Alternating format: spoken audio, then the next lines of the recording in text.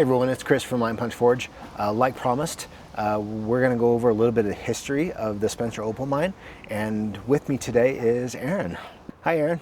Hi, how are you today? Not bad, thank you for having me out. Oh, I appreciate you coming out just because I'm not smart enough with technology. I appreciate all you guys doing it for me. Awesome. So this is my first time digging here at the mini mine. I haven't been up to the big mine, but like we had discussed earlier, the weather and all that is prohibitive for some of that kind of travel. It really is, because once you get over like 8,000 feet where the mine is, you really have to watch the weather. So sometimes the mine is going to get weather that we don't do here in town. So as long as we can stay open here in town, we absolutely will. But we might be done mining here shortly because it's going to get kind of nasty. Nice. So as we're talking about the mine, when was it discovered? How? The mine was discovered in the late 40s, early 50s by two gentlemen who were out hunting and they got lost. And so the actual claim name for our mine is the Lost Deer Hunt Mine because the two lost deer hunters founded it. And what happened was there was a pretty gnarly storm, and rather than get themselves further lost, they decided what they do, just kind of sit down, pick a spot, and wait it out. Okay. So while they were doing that, they picked up these really cool looking rocks, and it was like, well, we got skunked on hunting, but we'll take these home. And they were there in the Idaho Falls, and one was from Blackfoot, and they kind of got the rocks home, discovered they were really cool looking under the light, and decided, well, maybe we should find somebody who knows what these are. And took them a couple years to find somebody who knew. Once they discovered they were opal, they went up and put a claim on it. Now, the one gentleman happened to live right in the same neighborhood as my grandparents. And my grandparents at the time had a monument shop. We made headstones. Okay. And so they just assumed, because we knew something about rocks, that maybe my grandparents would like to buy an opal mine. And my grandpa in specific was one of those gentlemen who would have bought every infomercial thing you ever saw in your life because he loved himself a great deal. And so now we have an opal mine. Nice. And at what point in time after he purchased it did he really start working it? They bought, because they had two original claimants, and so they bought from the first one in 1964 and ended up kind of buying the other gentleman out of his half between 64 and 68, and we opened in 68 for public digging and have been doing it ever since. What's your guys' claim to fame as far as the mine goes? Well, our opal is something that would be comparatively only in hardness and stability to an Australian opal. And we are the only place one of the only places where you get a true geyser opal formation.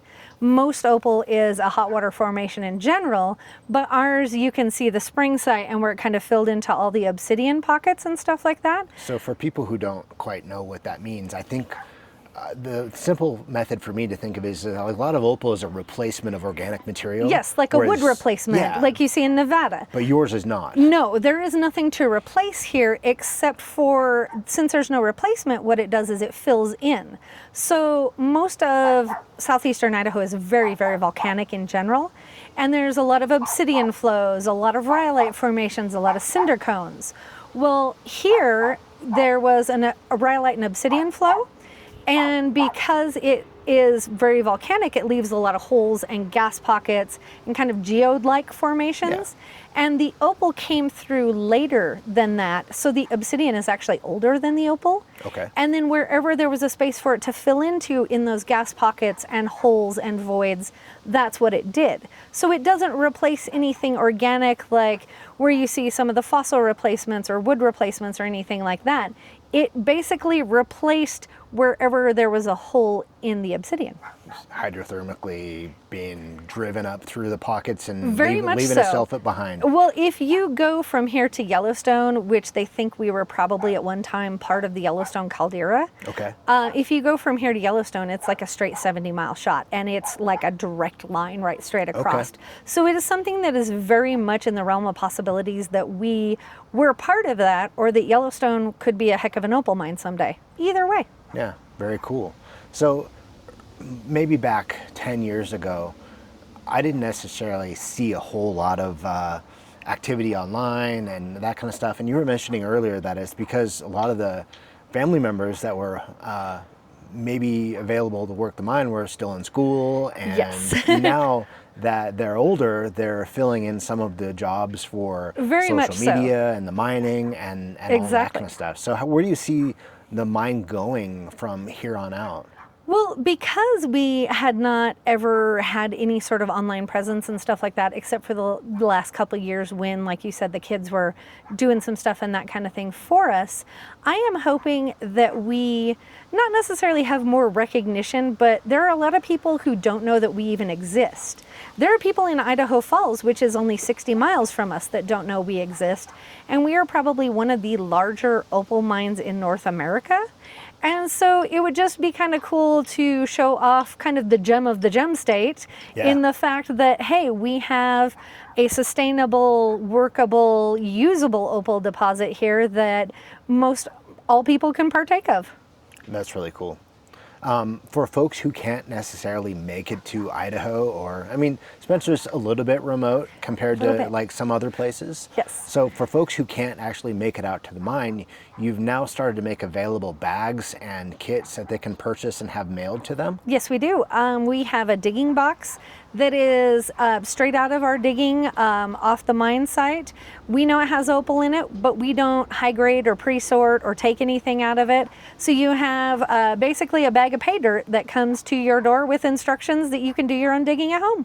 Nice. Those have been relatively popular. Those have been very popular. And the great part about that is we can do in the US, we can ship out of country, we can pretty much do anything for anybody nowadays.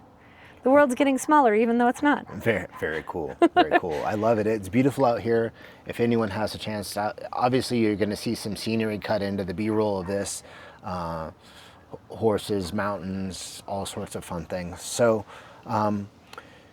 if there's one thing that somebody could potentially take away about the Spencer Opal Mine, what do you think it should be? That our opal and the host rock for it is entirely workable all the way around, and a lot of people don't realize that.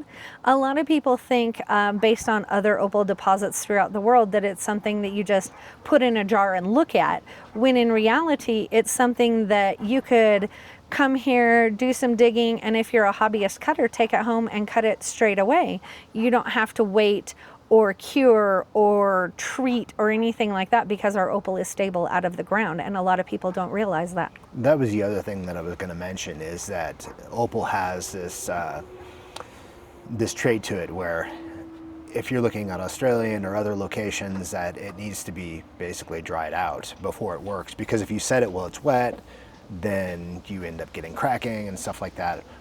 That's the one thing that I really love about the Idaho stuff, or the Spencer stuff, is that it's not. No, and the cool part about our opal, and most opal in general kind of runs off this same premise, is that the drier or the more stable it is, the less translucent it is. So you get, for example, like out of Nevada, that stuff is the most amazing, beautiful stuff you have ever seen in your life. But there are some sections of it that are not stable, and most of the time is when it's that real translucent, clear, bright colored stuff, because it comes out of a very wet soil. Yeah. And that is kind of a possibility all the way around. There are other opal deposits like that in Idaho that kind of border Nevada and stuff like that, where you get that same very vibrant, very translucent, but it's not necessarily all of it stable. Yeah. And if you look at our opal, it's going to be very white, and it's very opaque. Like you can't see through from one side to the other because it's already dry. And I think a lot of that has to do with the fact that it is not a replacement or a pseudomorph or something like that, in the fact that it's not replacing something in a very wet soil. This is in an obsidian flow that's exposed all the time. So our opal is stable out of the ground. And a lot of people don't realize that, in the fact that it's something that you could just take and cut whenever you want, as opposed to letting it, like you said, dry or cure. Yeah, very cool. I appreciate your time, and it's been just a load of fun sitting around and talking to people and watching people mine and all that that's kind awesome. of stuff today. I'm glad you're having a great time. Yeah, thank you so much. No problem. Thank you. I appreciate you coming out.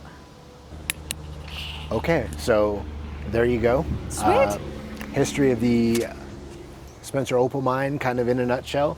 And there's plenty of options for the person who wants to come out and actually mine, or if you're a little farther away and you can't actually get the material where you're at, or drive in or fly in or do all that kind of stuff, get onto their website, which is SpencerOpalMines.com. SpencerOpalMines.com, and you can order up your own little pay dirt bag. Yes, you can. Awesome. Thanks for watching, and we'll see you guys soon. Have a great day, guys.